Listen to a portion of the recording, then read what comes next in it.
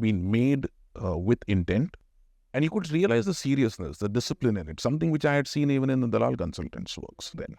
If you want to start something on your own of this size, you need to take at least 2 generations of life. So why not enjoy the boat which is already built and you become the captain of it?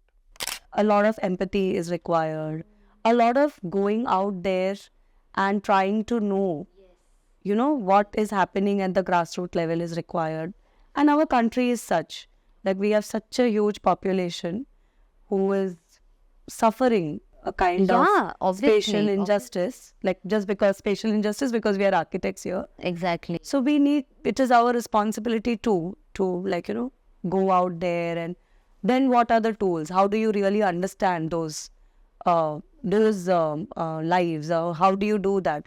You do it through these methods of ethnography, and other methods of course also exist. If your ranking is within 500 or 300, then yes, you can be confident enough and you have a choice to decide which college you want to go. But if your ranking is above 1000, within 2000, then definitely you have to very smartly take down and write down all colleges which you are easily able to access.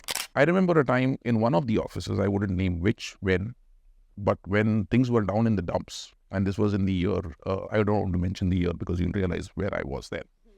Different students have different ways or different processes in which they arrive at their design. Exactly. So for me, writing was a very important tool. So I remember writing for many, many days to and not being the person making models or, I wouldn't be that person.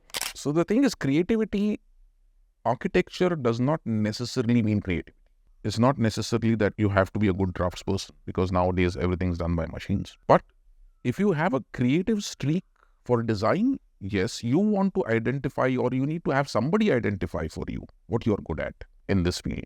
And the important thing is to throw yourself into the unknown. So when our books tell that it is for the people, it is something we have to be in their shoes and then design for them, and all these aspects, they start feeling it.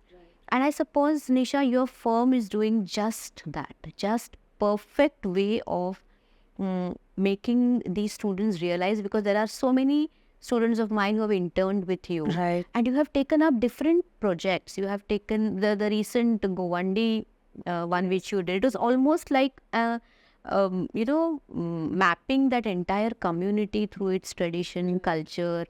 So important, because these are certain strings which we are losing, and if not now, then it will be very difficult for us to take these footprints. All the best to all my aspirants who are interested in the field of architecture.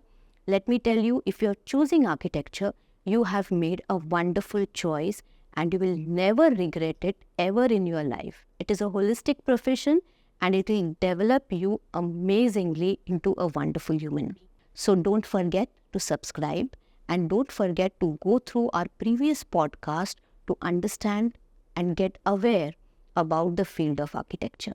Our previous 2 podcasts are specifically on architecture admission, and before that there are a plethora of podcasts which tell you about the field of architecture, where we are interviewing different professionals, architects from allied fields.